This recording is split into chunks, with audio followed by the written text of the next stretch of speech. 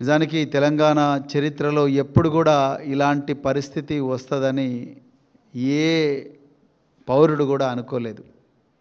తెలంగాణ రాష్ట్ర పరిస్థితి కుక్కలు చింపిన విస్తరైతుందని ఎవ్వరు కూడా అనుకోలేదు.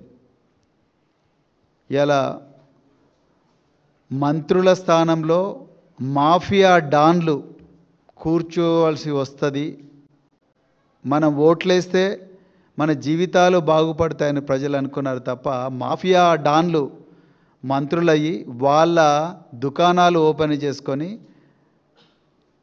ప్రజల జీవితాలతో ఆడుకుంటారు అని చెప్పేసి ఎప్పుడు కూడా ఈ తెలంగాణ ప్రజలు అనుకోలే. 10 సంవత్సరాలు కేసీఆర్ గారి గొప్ప పాలనలో, పారదర్శక ప్రజా సంక్షేమ పాలనలో ఒక గొప్ప జీవితాన్ని చూసిన ప్రజలు సడన్గా ఇవాళ ఒక ఊబిలో చిక్కుకొని పోయినారు.